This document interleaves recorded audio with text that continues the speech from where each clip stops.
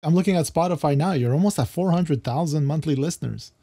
That's huge. Yeah. Like that's incredible. Like that's like wow. Because I mean, yeah, obviously Diggy Hole introduced it's like the candy that everybody got, and some people they just want candy. They don't want everything else, you know. And then, but it's a great introduction for the band, you know. Like, and obviously it brought you a bunch of new fans and stuff. So that's why you're seeing better numbers with the new album. 4,000, you say? 400,000, 400,000. Yeah. Hey, mom, look at me, I'm famous. Yeah, we did it. Welcome back to a brand new episode of Inner Sleeve, the podcast taking a behind-the-scenes look at all things music. I'm Cassius Morris, Joe Pacheco joining me on the line as always. What's happening, my man? Not much this week again. No, I'm joking. There's a lot of happening all the time here at SoundMojo. I'm doing okay. How are you doing, Cassius? I'm doing good, man. I had a pretty fun start to the week yesterday, unexpectedly with a little event, which we're going to jump into in just a moment. But real quick, off the top, we wanted to give a huge shout out to you guys for helping us reach 27,000 subscribers on the YouTube channel SoundMojo. This is a pretty big milestone, Joe. Yeah, no, it's always happy, always happy to see the numbers going up, obviously, and people enjoying our content and engaging with us on Comms tab and all that stuff. So it's always fun. We appreciate all of the interaction from you guys. We're on the road to 30,000 subs, and of course we have new content every single day on SoundMojo. So if you haven't subscribed yet, please head over to our YouTube channel, youtube.com/SoundMojo, and hit that subscribe button. Also make sure to check us out on our audio platforms. We're on Apple Podcasts, Stitcher Radio, Spotify. Anywhere you can find your podcast, you can find Inner Sleeve every single week. And today we're very, very happy to be joined on episode number 79 by Francesco Cavalieri, the frontman of Wind Rose. Now, for any of our metalheads out there, you definitely are probably well familiar with Wind Rose. We're going to get into all of this chat with them in just a moment. Jumping over to the SoundMojo YouTube Community tab, which of course is full of different photos, memes, polls, and of course multiple choice questions. We had a couple questions for you guys this week on the channel. We wanted to know, for the first question, if you could time travel, which period would you go to and why? And interesting enough, Joe, 60% of people said the past, which I was actually anticipating the future. Oh yeah, for me it's weird because for me it feels like it makes sense to me. I'd love to go in the past. It's true. Now, where would you go exactly? I could see maybe a Frank Zappa concert or maybe like something like that. I was even thinking music-wise, yeah, like stuff like that, or being in there like in the studio when Pink Floyd's doing Animals, or like their classic albums, all that stuff. But I was even thinking as far as going back to, let's say, like Mozart, Beethoven, to see how these guys did it at the time. But it's also just it was just a non-musical type question because I'm curious. Like, I'd love to know, like, if you went back 1,000 years, would we be like, oh my God, I miss toilet bowls, I miss running water, I miss this, you know what I mean? Like Probably. Just the stuff we take for granted, So it was interesting to see. We got like almost 100 votes, but like some of the comments were awesome, I'd go back to here's the KK basically. I'd go back to the late 80s and see all the hair metal rock pop bands I'd love in concert. AUR, which is a SoundMojo artist, which you could definitely check out his songs on our channel. 1,400 years back to witness the rise of Islam. See, he's there, like, you go. He's along, I'd love to, like, I'd love to sort of be there, but be invisible so that, like, fly on the wall. Yeah, just to observe and see what it was like, that kind of stuff. John Kangas, I wouldn't mind some of Mom's cooking. Like, I mean, that's for sure. That's discipline and love. Discipline and love. I love how Michael says all of the above. I want to jump back and forth. So it's like, he's like, hey, this is a multiple choice answer. I'm doing both. yeah, that's it. So both here, both is good. Jump back with this old guy knowledge. Shoot, I would save my milk money and buy Microsoft and Apple stocks in 82. And man, why stop there, right? Like Amazon, all that stuff. Like, just like, I always thought of that, like, if I would just be able to own like one cell phone company that made actual physical cell phones even before the iPhone, my God, like you'd be just loaded like crazy. My grandfather had the opportunity to invest in some small startup being run by a guy called Bill Gates back in the late 80s, and to this day he regrets it. So he lived in California at the time. So there's a little note for the SoundMojo viewers, personal note. I would have been rich. This one was interesting for me. We asked our audience on YouTube, does auto-tune belong in music? And this was the result. Now, I'm interested to see 42% are still on the fence about this, which I think that sort of is fair, Joe. Yeah, 100%. Like I voted yes in the sense that like it's a tool like anything else. Like many of these comments over here, you know, a lot of people, you know, same as effects on a guitar amp. Why not, right? Delay, echo. But I mean, the thing is, yeah, why not? Like, it makes you sound better. That's for sure. I play better guitar when I play with my echoes and stuff. It just inspires me more and just like, you know, stuff like that. Music is music. GameX Simmons. Music is music, and let's not act like people weren't using a bunch of effects on their voice before auto-tune. But that's also true. Like now, the thing is, like there's effects, which is like the reverb, the compression, which basically, you know, keeps your signal stable. Then you have your echoes and all that stuff. Doubler, which basically sounds like you're doubled, right? But like whereas auto-tune, it was to actually fix an imperfection, you know. And but now people have, you know, T-Pain and Cher, thanks to Cher, like they took off and they used it as an effect, you know. So yeah. I don't know. I don't have a problem with it. I mean, like if I'm not into it, I'll pass. But I mean, in general, I see it as a cool, interesting effect, you know? It's kind of like you're saying with guitar, you know, like certain people, they don't like that ultra shred Metallica sound because they say, oh, you know, they're just playing basic chords. It's all the amp doing the work. Other people, they live for that sound. So, you know, I think it's like you're saying, Joe, if you don't like it, don't listen to it. But I think that the way that music is going, you know, a lot of these different genres too, like rock and roll is about 100 years old. Rap is, you know, 50 years old roughly. So it's like these are brand new types of music. So obviously we're going to need to see new styles, new instruments, new effects. And I'm sure auto-tune is just one of the many effects that is going to continue to sort of come and go in the music space. I don't think that it's necessarily the defining sound, even though it may be right now. I don't think it's going to stay that way. So I think it definitely has a place. Yeah, that's it. Like, and like people, you know, like I've used it in the studio. Like I was also a bit of a snob, like, oh, don't use it kind of thing. But I mean, like if you have a great performance, be it on a guitar, because you can also auto-tune a guitar and stuff, or on a vocal, like if you're just like a little flat on one little word, man, but your take is awesome, why spend another 8 hours trying to nail it when you could just fix it a little bit? It's fine, you know? But I mean, now, if you really can't sing and like this is the thing that's putting you in tune, that's a different story. And that like just is subjective, right? It's your opinion. 100%. But it's good to see you guys' feedback on this, and definitely it's good to see that we have a lot of different sort of sounds in terms of who's listening on the channel. We have people who like it, we have people who don't, and you know, definitely a lot of different genres being represented. 2 days ago, we asked on the community tab, do you watch concerts or music festivals on YouTube? And this was pretty easy to call, I think. Yeah. I mean, like, I don't know why you wouldn't if you're into the artist and like, unless, you know, you like, I get the whole difference of being there, but you know, the question was, do you just watch them? Because it could have been a festival from 3 years ago. Who cares, right? So, yeah, thank you for participating. 110 votes. We got 66% said yes, with a 34 no. And we got one comment with, I don't even know how to pronounce higher or here, which is a regular to the channel. So apologies for mispronouncing the name. We hope to say it right. Yeah, with these prices, 100% agreed, man. Like, I mean, it ain't cheap.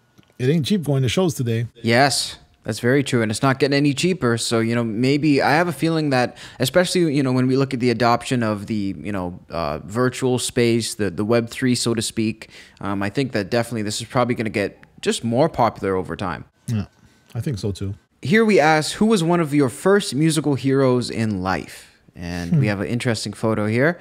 What was the the biggest answer? I know somebody said Dave Grohl, of course, and that's a pretty common answer. The Nameless Gula. Yeah, he said that man right there, Dave Grohl. Yeah, that's definitely, you know, I can see that happening. Billy Joe Armstrong. We have Matthew Robertson saying Billy Joe Armstrong, or frankly, Green Day in general. Sean Gagnon, I don't know. Randy Rhoads. Well, that one, yeah, I'd have to agree with that. That's one of my favorite early on heroes. Joan Jett. That I have to admit, man, I still remember rocking out to that song. I love rock and roll, air guitar when I was like 7 or 8. So still on tour with Motley Crue, which is pretty crazy too. Yeah, no, she's awesome. David Bowie. David Bowie, that's a good pick. Actually, you know what? I think that if there's one person musicians should look up to, he's among that list. I think he's just his philosophy on music, but also his actual approach on the actual technical stuff. Hard to beat. Hard to beat. Oh, yeah, dude. And not only that, but reinventing yourself every time or Yeah. almost every album, like completely changing your sound, and your audience accepts it. You know, like it's not many artists that can do that. You know, From many Ziggy to artists will Let's take Dance. chances. Exactly, many artists will take chances. You know, and like we'll see what happens. And you know, like U2 has done that, and some albums have been more or less well received. You know, but like him, he's just lucky. You know, I guess maybe if you start your audience from the get go. With experimenting and doing stuff, it's easier accepted later on. Melissa Worth, Britney Spears. Definitely a lot of people, young girls probably at the time, or you know, people in general liked Britney Spears. What about you? Teen Idol. On you? Who was my musical hero? Earliest, I guess. I would have to say Kiss. You know, definitely as a kid, I think Kiss is among the most easily accessible bands, just because, you know, they're just as much of superheroes as they are musicians, you know. So I would say Paul Stanley, and also Angus Young, you know, just the duck walk. I think there's the legendary snarl, the sneer. That was probably the first guy that I saw, and I was like, that is the definition of a rock star, and I want to be like that guy. What about you, Joe? You said Randy Rhoads? Well, Randy Rhoads, yeah, because like, you know, I was young, whatever, but more as when I got into guitar. But like in terms of like albums and bands, like that, my first crush, like hard crush for a band was Motley Crue. At the Shout at the Devil. Shout at the Devil. Okay, yeah. That was my first album I ever bought. Like, and it was, I was enamored of those guys. Like, it was crazy. You know, the glam look. I really wasn't paying attention too much to that, but I mean, there was a look, the leather, the studs, the shirts, and that kind of stuff. The whole aesthetic. Yeah, but it was also like that album, man. It just played. I've used that cassette. Like, I wonder. I still have it, I think, but I wonder if it's warped or something. You know, it's definitely their best album, right? Shout at the Devil. Well, for me personally, yeah, I would say that. But I mean, Dr. Feelgood is pretty. It's a good album. Very good album. Hard to beat Bob Rock.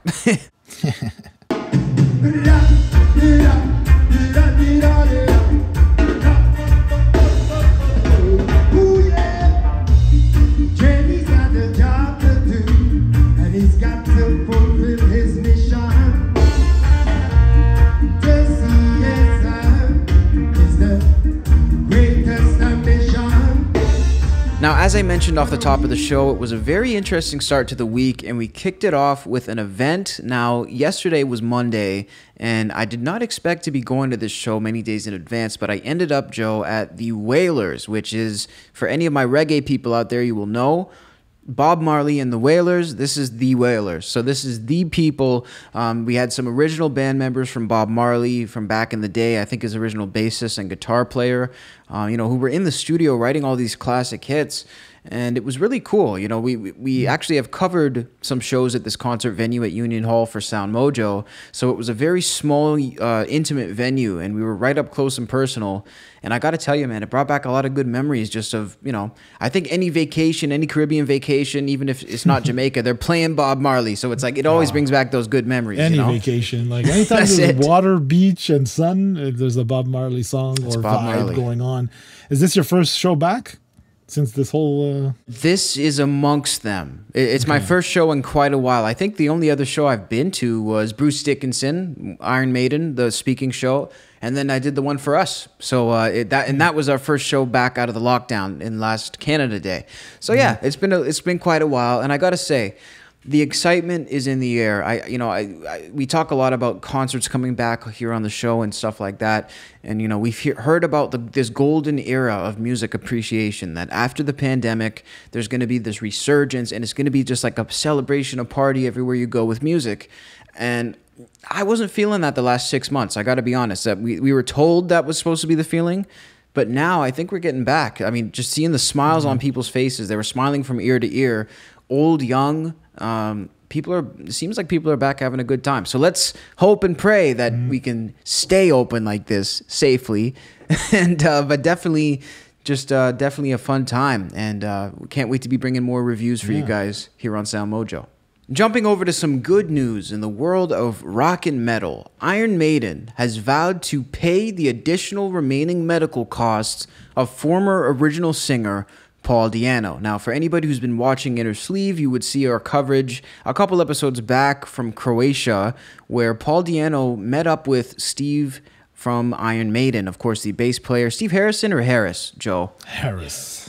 Okay, I didn't want to say Harrison. So he met up with Steve Harris, and this is the photo here. So, I mean, obviously, we saw the videos of him at the concert, Joe. A lot of emotions going through Paul's face, even in just this photo. Oh, 100%. Like, one, it's been 30 years since you've seen and got to hang out with your buddies, and then, like, in his situation, too, he's not in a good place in terms of health-wise, so that, I'm sure, weighed in, and it's, I'm really happy to see this headline. I have to admit, like, the fact that, like, they're willing to, take care of his bills and help him out as much as they can, this is, it's almost like, it's funny, because when I first saw this headline, I was thinking, like, wow, maybe Iron Maiden, not only did they fly their own plane, they have their own plane with all their own gear and like the massive career that they've had over the last 40 something years, and now maybe they have their own like hospital. Or saying like like a Medicare plan for their members, you know what I mean? So it's like, it's cool. It's cool, man. That's legendary. I'm trying to think of a punny name for it, but I'll have to get back to you guys on that one. But that's legendary. And I mean, for anybody who's wondering exactly what's been going on with Paul, he's been in Croatia, where I guess, I would assume he's there either because he lives there or because it's a special surgery, that's happening there, or both. But he's been getting lymphatic drainage treatments while waiting to get 3 major surgeries on his knees. So, I mean, this isn't going to be a one-time thing. And I'm sure that, the recovery from each surgery is also not going to be easy. So, I mean, it's really nice to see Maiden stepping up. I mean, what's this guy going to do? Other than Maiden, I don't think his prospects of being a big singer, are changing anytime soon. So I think this is a good story of humanity from one of the biggest giants in metal. Couldn't have said it better. So now we're going to hop into the interview portion of today's episode of Inner Sleeve. As we mentioned off the top, we're thrilled to be joined by Francesco Cavalieri of Wind Rose, of course, their frontman.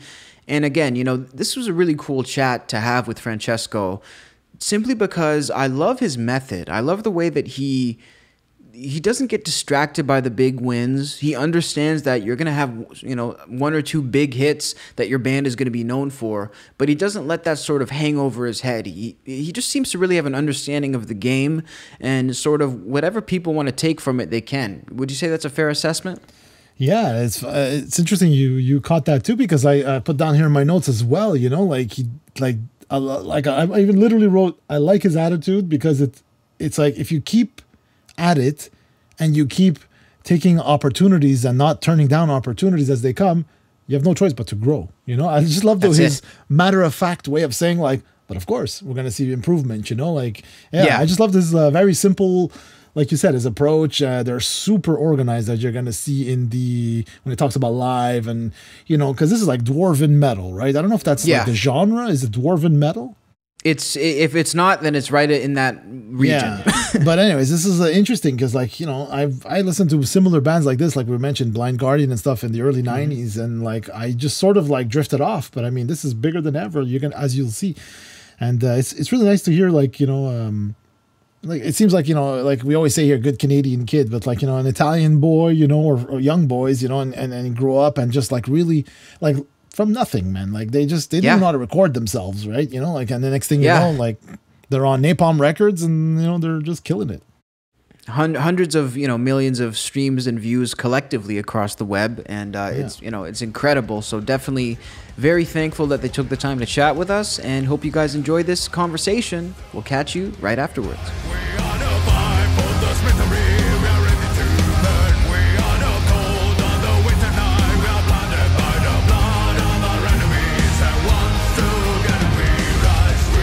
We're back with another great guest right here on Inner Sleeve. It's a pleasure to be joined by vocalist of Wind Rose, Francesco. What's going on, Francesco?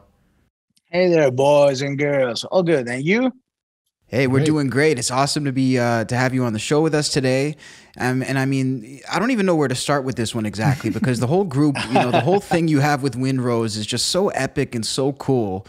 I mean, I don't know, Joe. Should we try to go from the beginning? What do you want to do? Sure. No better place to start than the beginning. So yeah, just let us know. Like, how did Wind Rose come together? Okay, so Wind Rose at the beginning was a Dream Theater cover band. So we started with the first album that was more progressive, and it's a mix I guess that the first album for us, it's more a demo than a real album, because it's very green. We had to find our sound, etc. And it's more progressive, mix between prog music, symphony, like Symphony X and Blind Guardian. And then we started to get a shape, with the second album. We implemented more power metal and folk stuff, folk elements. With the third album, I guess we were on the way to find our style, and with the fourth, Winter Saga, we definitely find our style, and our sound. So this album will be the first one after Winter Saga, when we just reached the final form, no, as a band. I joined in 2009 the band, and just for a gig. They had just to play in Germany. They said, "Hey, our singer is not able to come in Germany. No, would you like to join us for this gig?" And I say, "Why not?"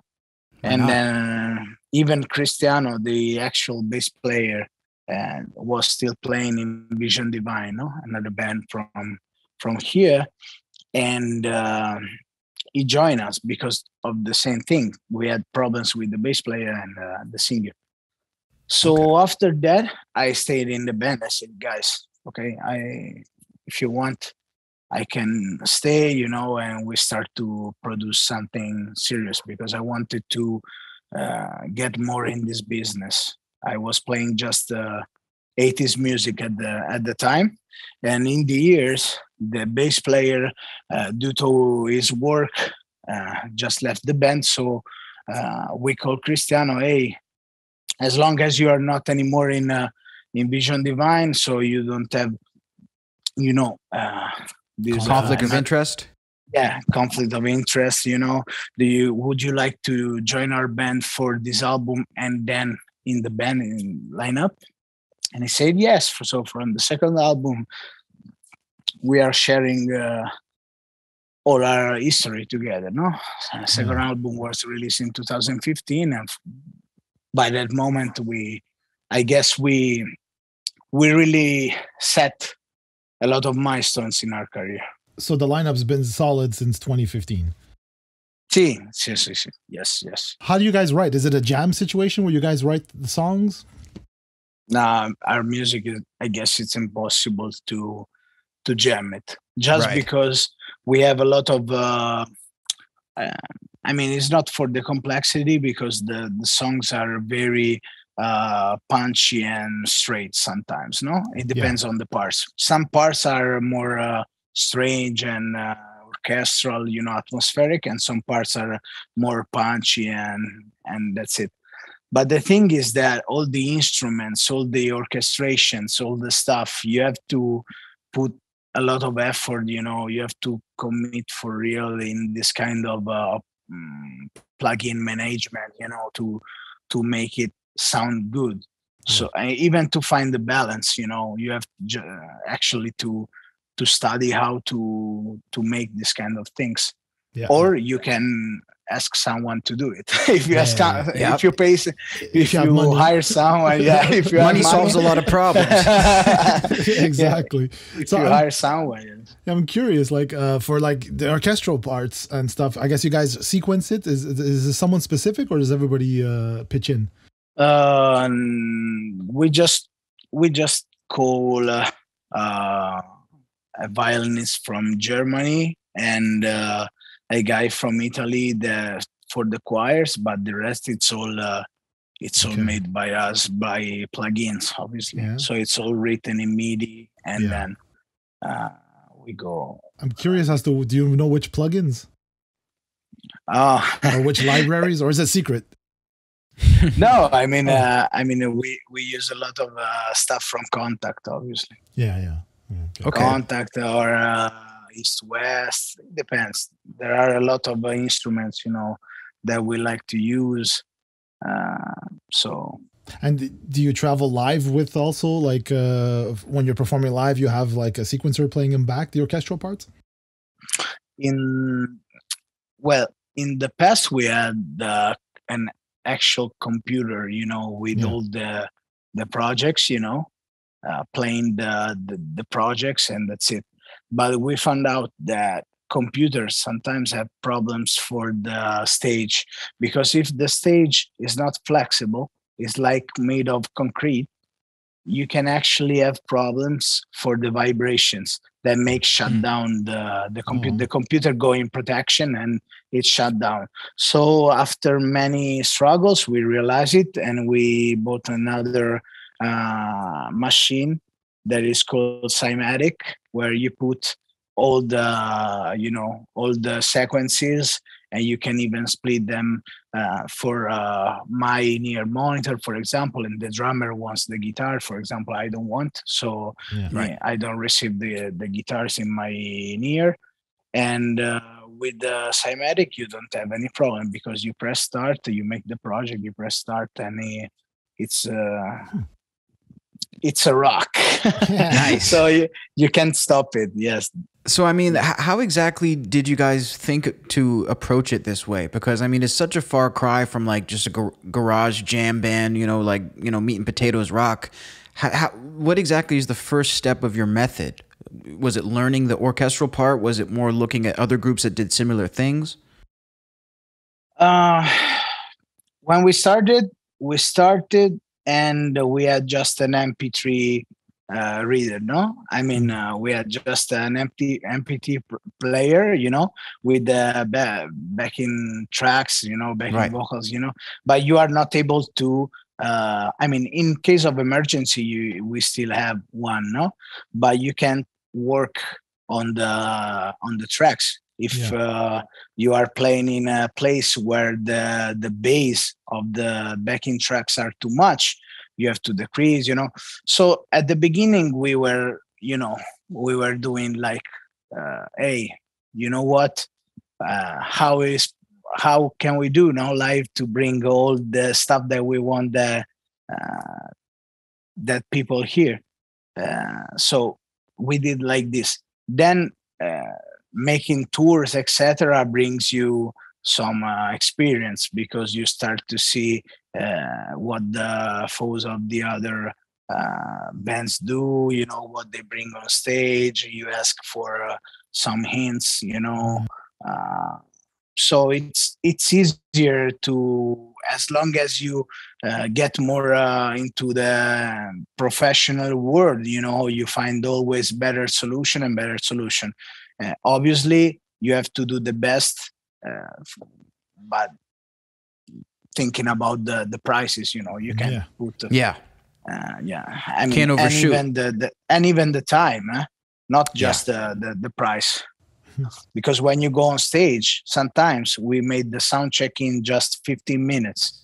You know what it means to do the sound check in 15 minutes? It means that you go there, you have to have set everything before, and then you go, and sometimes the guys didn't even drop from the stage. They stay there and they just enter from the back, after the intro. So I mean, you have to be really you have to do it fast, good, and the best as you can. So it's not easy sometimes.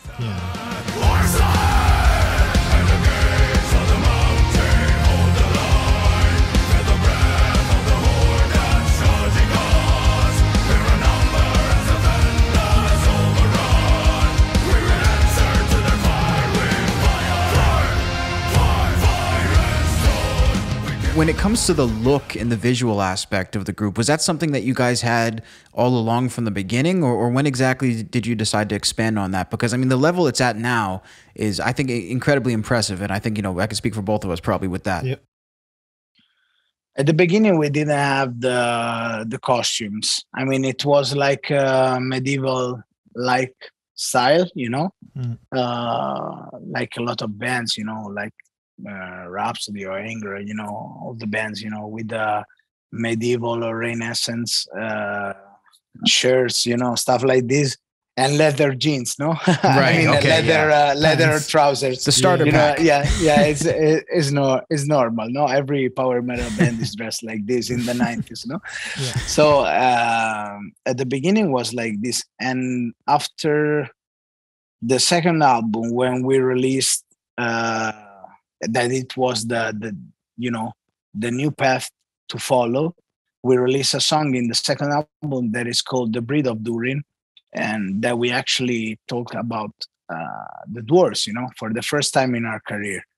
And obviously, the people, we saw the interest from the people in this kind of music, in this aspect, in this phase Yeah. of Yeah. the Windrush project, and we said, why not? Why don't we try to uh, put more songs like this? And then we did the Stone Hymn, that it's a folk power metal album. That it's our third album, and it's yes, it has more elements like the Breed of Durin. And then when we realized with To Erebor, that was our first international success, the video, no, To Erebor, we understood that people really enjoy the fact that we are the dwarves, no, of Erebor. Yeah. We wanted to, to go all in on this That's it. on this argument. No, And did you So it's, and did you find as soon as you did that, you went all in, that like it just took off on its own, like more?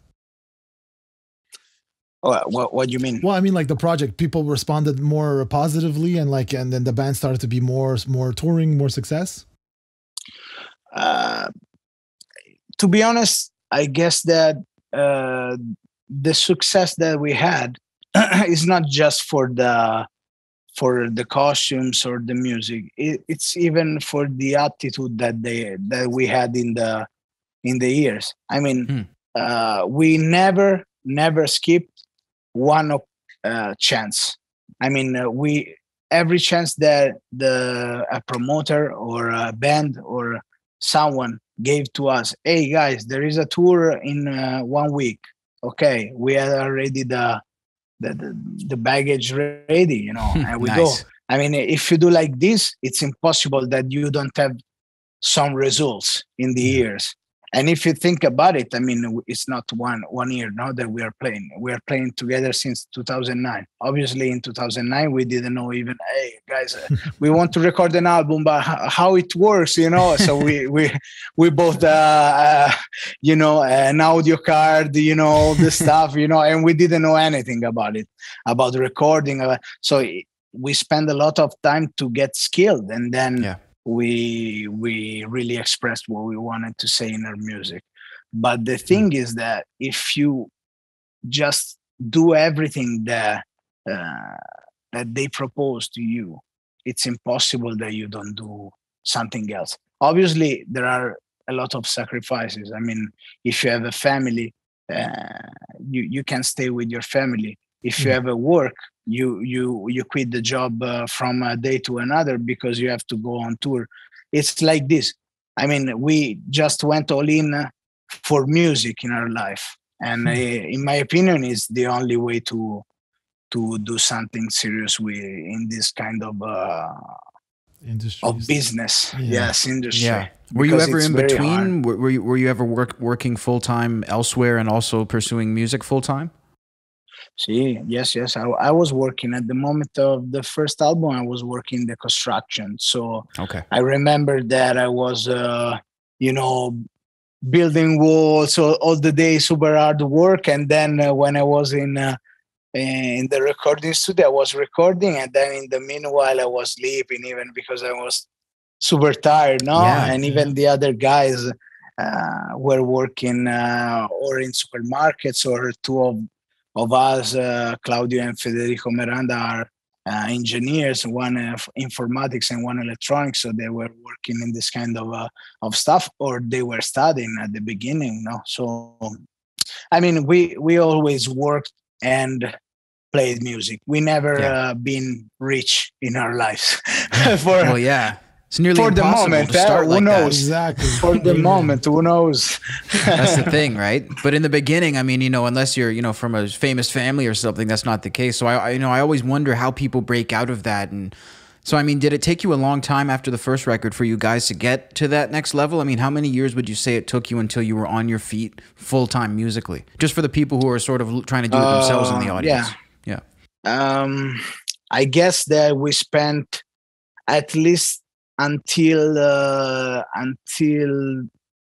we signed with Napalm Records, we were not able to survive just with music.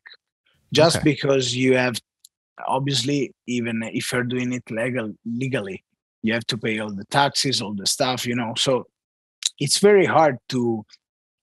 Now we have a society, but it's very hard to run a society, and do everything, as should be done without have a lack of money, because you have a lot of things to pay, you have a lot of things to think about depending on the country where you are. So I guess that from 2009 we spent like 9 years playing just for nothing, or at the beginning, I mean, if they called us in I don't know, in UK, we were paying our tickets by ourselves. I mean, Instead of going on vacancy, you pay for the ticket and you go to play.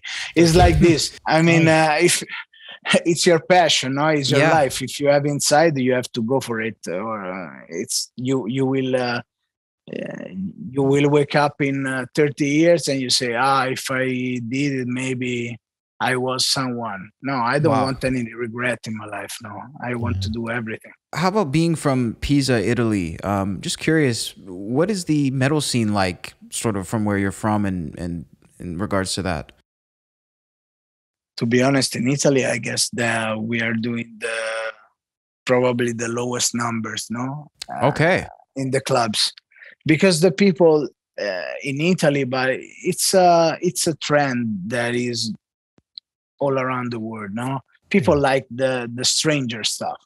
They are coming from United States. Now in the 80s, the music from United States was the best, and then for metal now, the music from Europe, from Scandinavia, is the best. So when we have a new fan, they used to say, I didn't know that you were Italian. I thought you were like from Sweden or from Germany. I mean, why? I mean,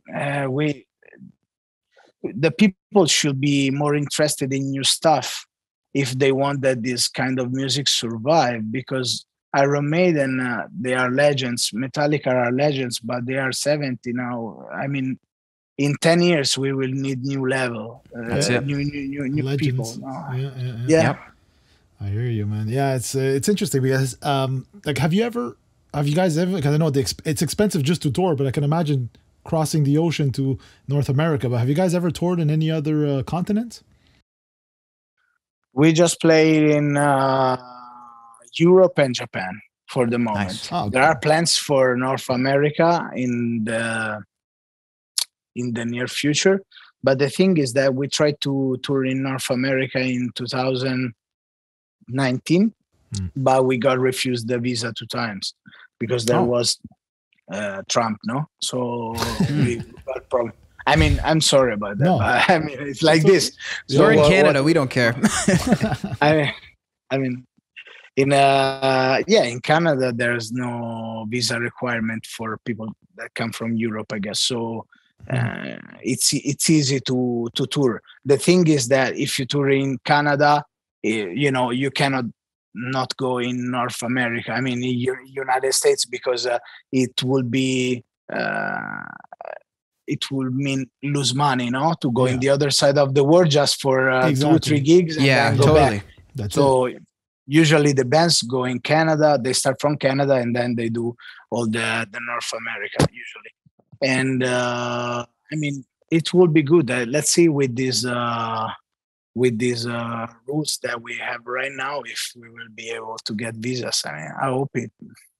That'd be awesome if you could go do that. So, I mean, what was Japan like for a touring experience, and how many shows did you guys do out there? We had 3 shows with Ensiferum. and they're a big friend of us. So cheers, and and I mean, yeah, I mean, it's cool because people, it's crazy, I think that in Japan there is nothing that is not in trend anymore. You can find fans for everything, even if it's something from 40 years ago, they are fans of it, Right. So there's a cult for every little thing there. Yes. I mean, they really they have fans for everything, so it's a very cool place to play. The crowd is very warm, and people just wait for 10-12 hours in front of the venue just to see you and ask for a sign or for a photo. I mean, It's another level of interest, maybe it's even too much. I don't know. To be seen. Yeah, exactly. No, I mean, no, that's amazing though. So they really just embrace you with open arms, because that's one thing I've heard about the Japanese people. Very welcoming, and like they want you to feel welcome. Yeah, sure. Well, I remember like growing up listening to all those, like, even just someone like Paul Gilbert, let's say, right, as a guitar player, was huge here in the early 90s. But then when grunge came in, all those bands like all of a sudden disappeared, but they were all huge still in Japan. So it's like, it's interesting. Like you said, there is no trends. It's like everything is a trend in Japan. Yeah, if you go with 80s band in Japan, probably 80s band are not able, some bands are not able to do numbers in Europe, not to sustain a proper tour. But if they go in Japan, they are big, because I guess that they are still, I mean, even if technology there is advanced, maybe more than most of the countries in Europe, I guess that the interest of the people is more like when we didn't have this internet, these kind of things. Because with the internet, everything gets sold in 1 week. No, you hear it and then it gets sold. No, what's next? So even music. No, what's next? The next post. It's like this internet. So I guess that in Japan they just made a culture for everything. No, I mean, they respect it as a religion. Even music, so they are attached to the bands that made the roots of this kind of music. But even with the new people and the new bands that deserve something, if you go in Japan, you will get your fans. It's like this.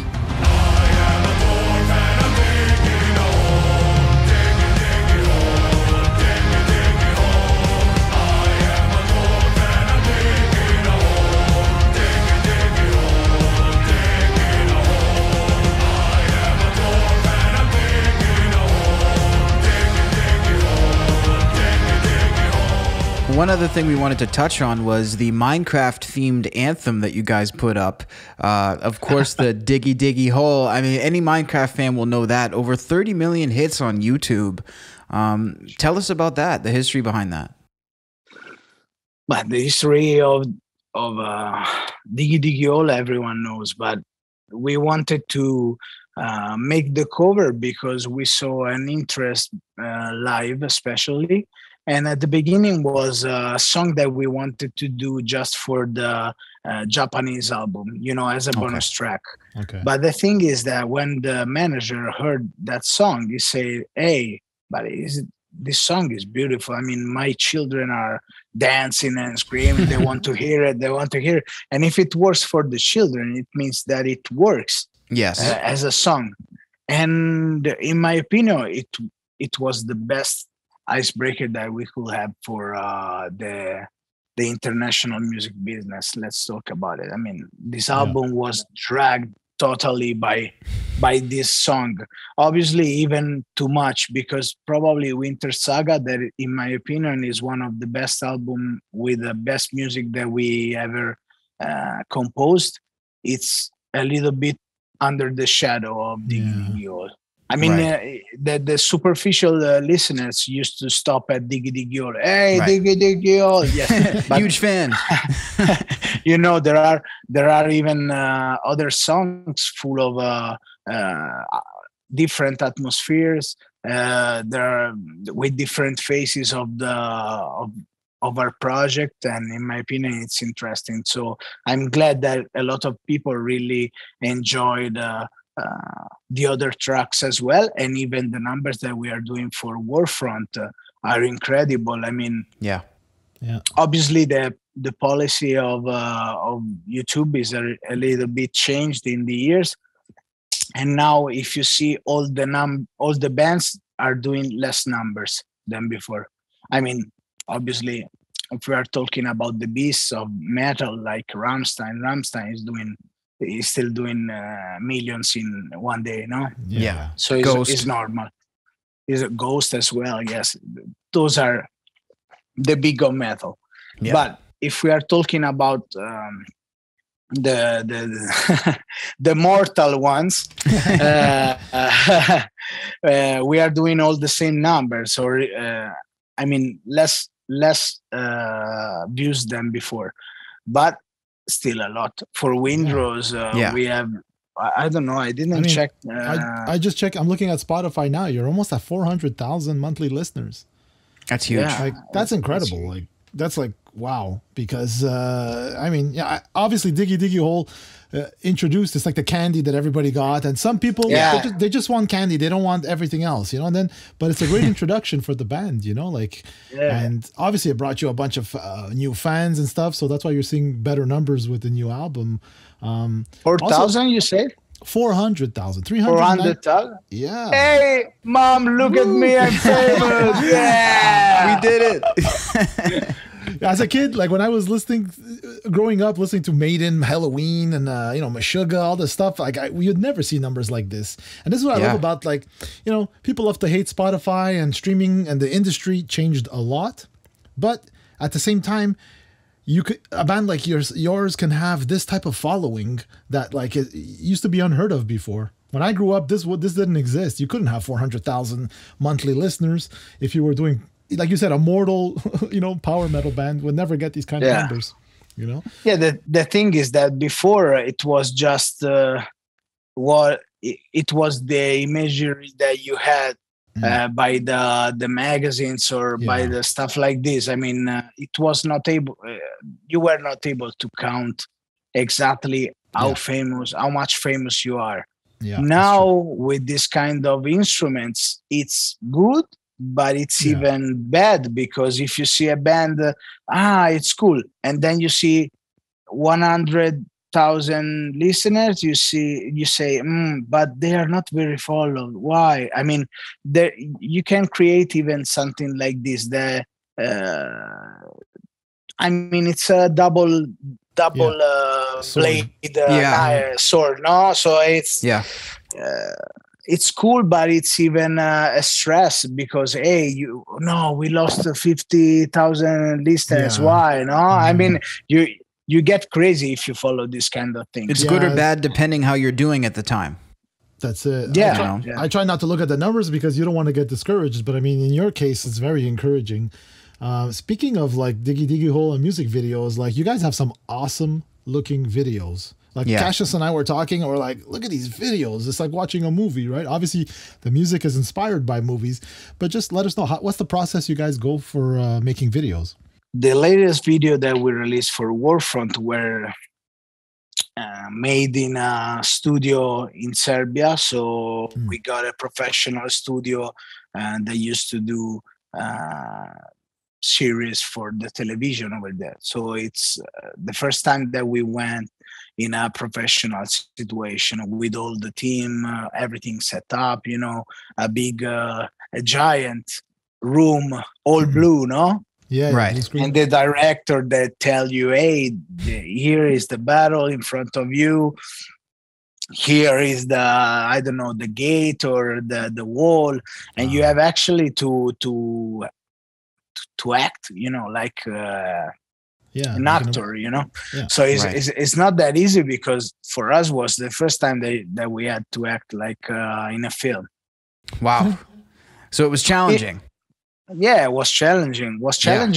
And to be honest, I thought that the actors were doing a fuck, but it's not true. I mean, no, I'm joking. I mean, if you think about it, you see the actors and you say, but they don't do a fuck. No, but it's not true. I mean, we spent just for make 3 minutes, no, or Yeah. 4 minutes. We spent like 14, 15 hours in studio, no, straight.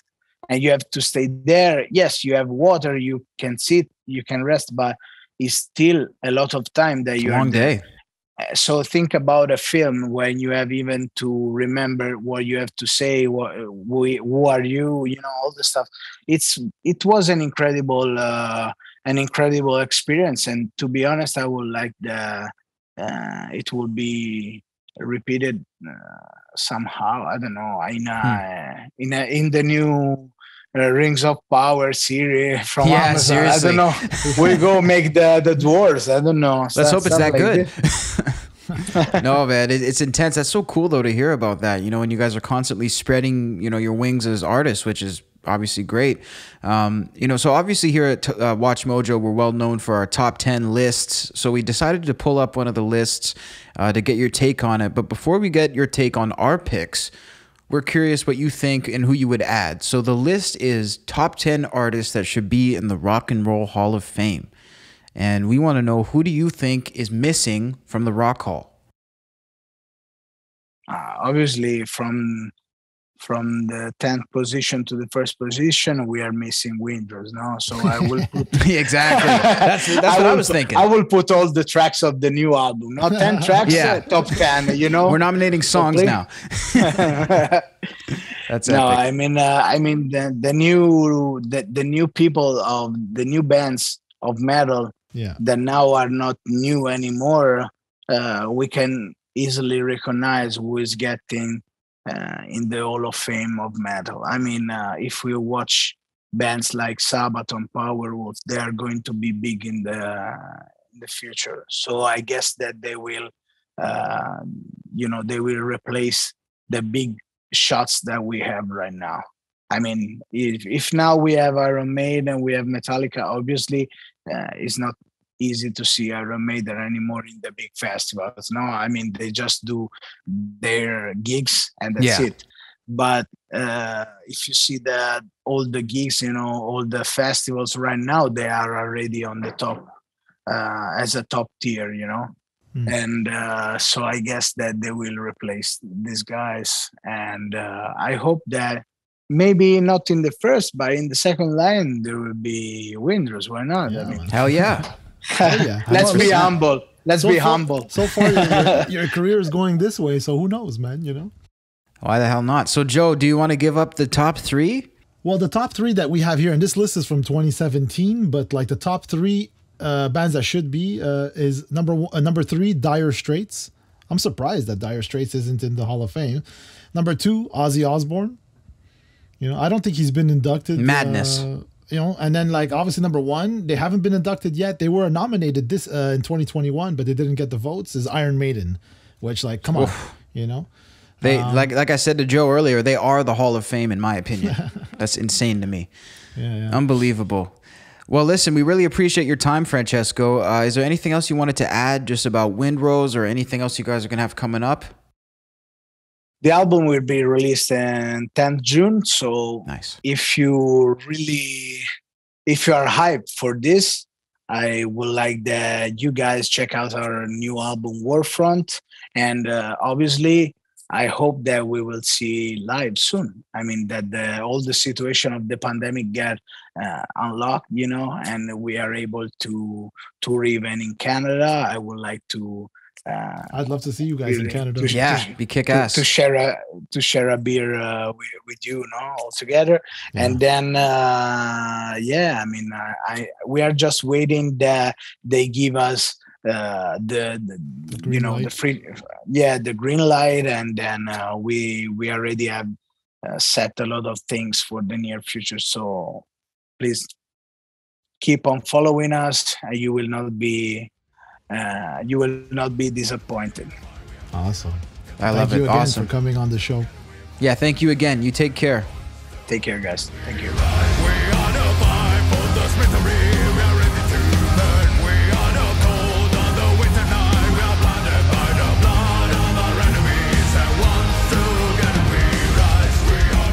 Huge shout out to Francesco of Wind Rose for joining us on episode number 79 of Inner Sleeve. Almost 80 shows in, Joe. This is pretty wild. Yeah, no, totally. This was a great little chat with him, you know, like it reminded me of a lot of myself and like what I wanted to accomplish way back, you know, in my band and musicians. But you know, it just reminded me that it's a team effort, right? Like, I mean, we saw that with Under Auburn Skies. Same thing. Your job is this. Your job is to get the drum set up. Your job is to do this, you know? So like you have to be organized, and it pays off at the end of the day, you know? Like, I mean, especially with these guys, like you're playing with backing tracks because the orchestral is key, you know? It's like it would be a missing member in the band if the sound wasn't there, you know? Yeah. What did you think? I think delegating is the big word that I take from what you're saying. You know, it's a big important thing. You know, people feel like sometimes I think the more that they're doing, the more in control they are. And I don't think that's necessarily the case. You look at some of the biggest, best albums, even the best tours. You don't make a tour on your own. You know, you go to the best team you can find, the best lighting guy, the best sound guy, and everybody coming together is going to make that music. So, I mean, I think that that's a fundamental part of understanding this music thing. Even the people who seem to be alone, like a Britney Spears, you know, it's not just Britney Spears backstage. It's 1,000 people who are working together to make that machine. So yeah, to your point, Joe. That's it. And many times I've said that to, you know, when I was working with artists and think, you know, they want to like, oh, that guy wants 10% or that guy wants 5%. Like, look, dude, you have to give some to get some, you know, you're at the beginning of your career, you know, and I get it. Don't give away, you know, everything. But at the same time, like you need to get, you know, like, there's 60,000 songs a day released on Spotify alone. That doesn't include YouTube. That doesn't include anything else. SoundCloud. You know, so like you gotta like, if there's a helping hand that you can get without giving away, like I said, the whole farm, you know, kind of thing. You need to give to get. Like you said, it's a team.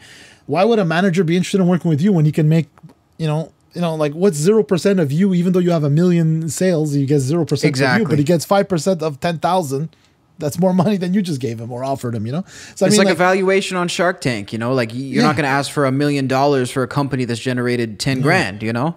And I like the fact that they don't, like you said, you know, like, well, you know, like at one point, like, you know, we had to, you know, buy some VST plugins and learn how to do it. Or if you could pay for it, like the videos, right? Like now that they have a budget with the label, they get these nice CGI videos and stuff, you know? But like, you know, before that, like you had to figure out how to make yourself stand out, you know, and it's a tough gig. That's one thing. Like even with SoundMojo being a couple years in, the one thing that is the most, like anybody can like write a song, produce a song, or put something together, but the video is always the, you know, like, the hardest part, you know, like even the covers, you know, the artwork and stuff. I mean, it's hard to visually capture people. You know, it's hard enough to make the song, like you're saying, but then to you know, continue to draw people in all angles and have that full package, it's hard. So I mean, that's why we appreciate all of our artists here sending in music and putting that work in on SoundMojo. And Joe, I'm sure you're always looking for submissions for the channel.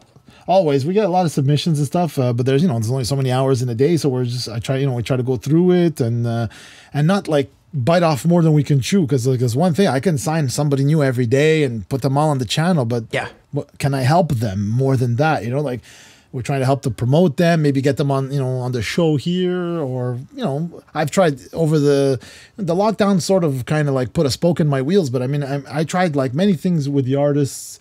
To do like artist trailers, to talk about themselves, how they got started and stuff like that. But I mean, you know, like we're always, you know, inundated with like a bunch of submissions, and they're good, you know, like, you know, it's hard, you know, like sometimes like I'll be like, you know, I hate to be the de facto person. So it's like, I'll reach out to someone like, what do you think of this? What do you think of this? You know, and see like, maybe it's just, or sometimes I notice as well, it depends on what your mood is when you're hearing it, right? So like, if you think about like, I might not be into it today. I know it sounds silly.